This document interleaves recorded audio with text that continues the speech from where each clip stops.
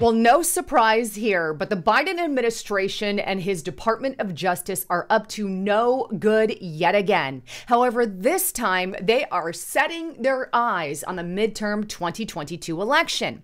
Now, in today's broadcast, I'm going to reveal to you how the Department of Justice is literally ignoring a court order to release information that is critical to the 2022 midterm election. I've got so much to show you in today's broadcast, so please don't miss it. But before I do, quick reminder, check out my partner at preparewithlisa.com. If you guys are not prepared in this environment where we are literally facing food shortages, even Joe Biden himself said food shortages were coming, then now is the time to make sure you and your family are prepared. Please don't be a victim of disaster. And right now, Prepare with Lisa has one of the best specials that I have ever seen them have. You can get $250 off of their 3-month emergency food supply kit. You can get it right now at preparewithlisa.com and take advantage of that special offer. And by the way, they also have a 4-week food supply kit if you're interested in that as well. All right, so let's dive into what the Biden administration is attempting to hide from the average American. Well, for starters, we all know that everything politically is now surrounding the midterm election. However, what many Americans may not be aware of is back on March 7th, 2021, Joe Biden issued an executive order, and it is this executive order that I'm going to focus on today, in which Biden's Department of Justice is refusing to now release information on. Well, let's go directly to this executive order so you can see it for yourself, but here it is. It's executive order on promoting access to voting. Now, this entire order states this. Section number 1, the purpose. The right to vote is the foundation of American democracy. Free and fair elections that reflect the will of the American people must be protected and defended.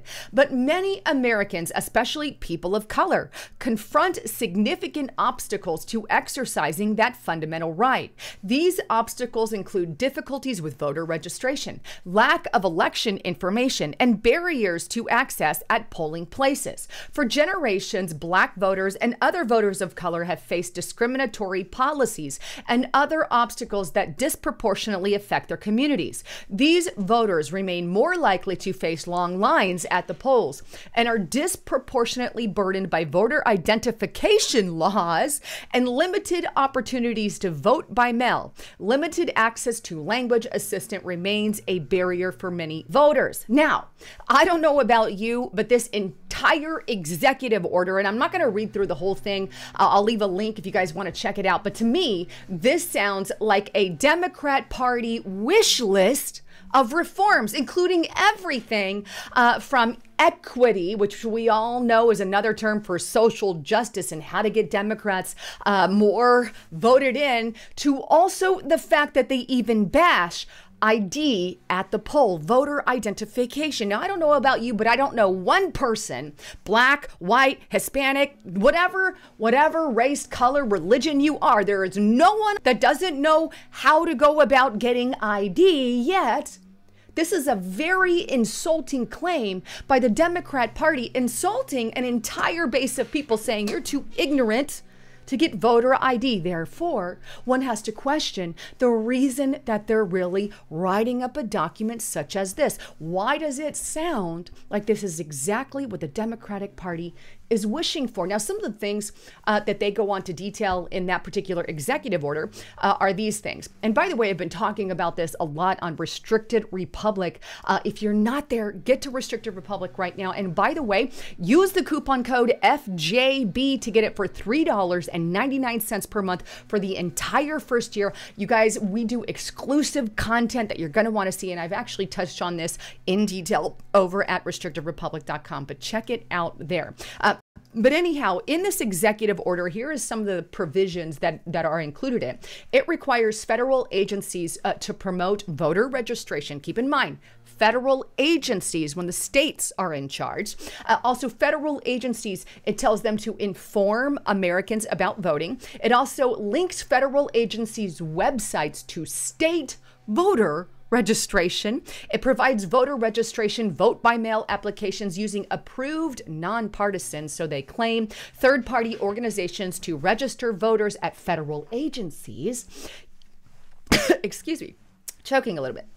It used identification documents issued by the agency, and I'm reading my notes here, to help people register to vote, and does a lot of things. It gives time off for federal, state, local, and tribe who have, go and vote and whatnot. Now, a lot of that sounds nice on the surface, but the question therein lies, who are you targeting for this voter registration? Is there one base over another? Is this more of a Democrat effort to hire Democrats, or is this an even thing where you're going to look at both sides of the scale? And I think that's what the public is most worried about, and why the Biden administration is being sued over that particular executive order. But I want to show you a couple things in that executive order before I get to the lawsuit and how the DOJ is refusing to respond to the lawsuit there, at least in a way. Right here it is.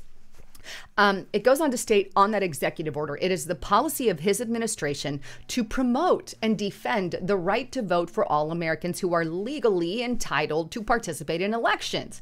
It is the responsibility of the federal government to expand access to and educate about voter registration and election information, and to, here's that key word, combat misinformation in order to enable all eligible Americans to participate in our democracy. Anytime you see this, my red flags go up to the hilt, because it is not their job to do that.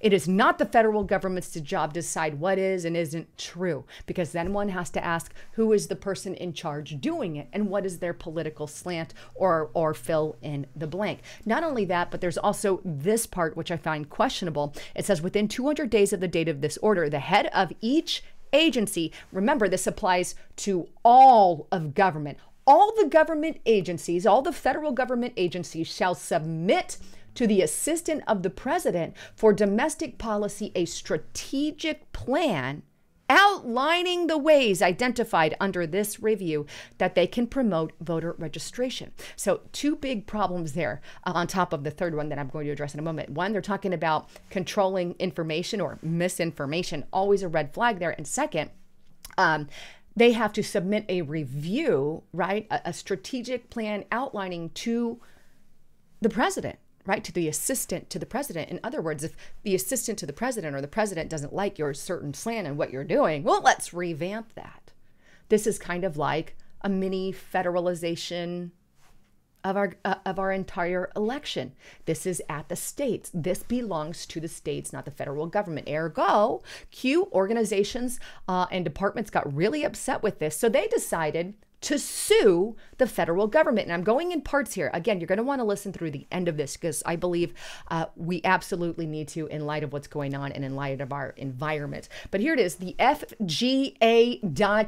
Now, who is the FGA? They are the Federal Government Accountability. That is their acronym. They're what their acronym stands for. But here's what they state. FGA versus the DOJ. What is Biden hiding? We have sued the Biden administration. In April, the FGA filed a lawsuit against the DOJ in federal court after several federal executive agencies failed to respond to our Freedom of Information Request Act, requesting to obtain documents pertaining to President Biden's Executive Order 14019. This is that executive order that is outlined there. FGA originally requested these documents on July 30th, 2021, and over a year later, not a single document was provided as required under the Freedom of Information Act law. But on July 12, 2022, the federal district court ordered the U.S. Department of Justice to provide us with all requested documents required under the FOIA before the midterm election. So what happened as a result? Well, if you scroll down a little bit, here they give like the lawsuit timeline, when the executive order was published, when they filed their lawsuit, and kind of the process. And then you see on September 8th, 2022, DOJ produces 135 pages of documents, and they refuse to disclose the strategic plan. They refuse. That's the only thing they asked for. They wanted to know the plan, the information, and they were completely 100% refused. And by the way, the 135 pages are massively redacted. But here's an article on Red State that kind of really details it. I thought they did a good job at it. But it's DOJ refuses to turn over documents about Biden's plan to intervene in elections. And here it states, the Foundation for Government Accountability, the FGA, sent a Freedom of Information Act request on July 2021 to the DOJ asking what they were doing to comply with Biden's order. But the DOJ refused to answer them. Finally, a judge had to order them to turn over the information, which they were supposed to do by September 8th, 2022. Yet, when that date rolled around, what they turned over was nothing, just some emails and a few documents about who would be attending that meeting. What was worse was that they flat out refused to turn over the strategic plan. And this is what the chief of the Freedom of Information branch of the Civil Rights Division told the foundation. After the review of the Civil Rights Division documents responsive to your requests, the division has identified 15 pages of materials representing the strategic plan for the implementation of Executive Order 14019, promoting access to voting. I have determined that these materials are to be withheld in full pursuit of Exemption 5 of the Freedom of Information Act 551, which pertains to certain inter- and intra-agency records protected by civil discovery privileges. In this instance, the deliberative process and presidential communication privileges. Interesting. To withhold the plan, the Justice Department relied on what has long been called the most abused exemption, Exemption 5 of the Freedom of Information Act. This incredible large cutout is often called the withhold it because you want to exception, wrote a journalist in FOIA advocate Nate Jones in 2014. So they are literally taking advantage of something they shouldn't be taking advantage of. Quite frankly, if this is about how to better our voting system, then all of us should have access to that, because we, the American people, are the ones who put them in charge. And we, the American people, have every right to know that our election is being run free and fair. But the article goes on. The Constitution provides for the states, not the federal government, to be in charge.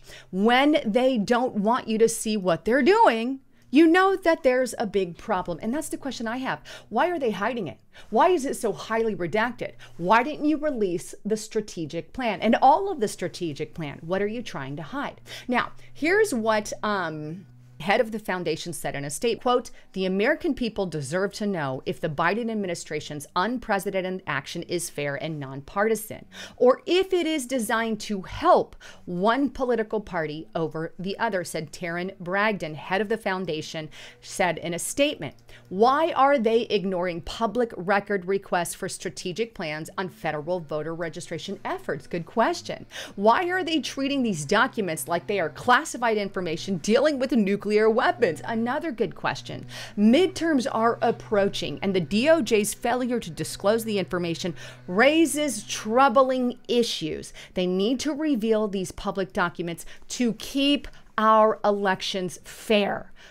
That's a big amen. Now, I'm going to get into one troubling part that was actually discovered in some of the pages that they released. Whether it was an accident they released it, or whether they did it on purpose, nobody knows, or whether it was in the intent. But here is one really big qualifier, really big, it's more than a red flag. It should be a red flag for everything and everyone, because here's one part that they did reveal, and it's very, very troubling. And here's what she says. Here's what the report says, one troubling clue did make it past the Justice Department censors. On July 12, 2021, the Justice Department held a listening session with outside activists working on voting rights. The group included dozens of people, all of them from left leaning groups. There were 10 from the American Civil Liberties Union, 5 from the Campaign Legal Center, 3 from DeMoss. You guys should Google them, by the way. 3 from the Southern Poverty Law Center, a radical left group that details everybody. If you're against abortion, then you are some kind of extremist, as extremist. 5 from the Leadership Conference on Civil Rights, and 2 from Black Lives Matter, and many others. The list would not reassure anyone, hoping that the Justice Department is working on a scrupulously nonpartisan way. But of course, we don't really know what the department is doing because the administration is keeping it a secret. Shh, nobody can know. We're not going to tell you. But when you have radical leftist groups and all your groups coming from one side as part of a listening center or whatever they dubbed it, as part of listening and who's going to help us, Lucy will have a problem. Doesn't really seem like it's an even Steven. Now, if you want to see some of these documents, it's again on the link that I'll have below.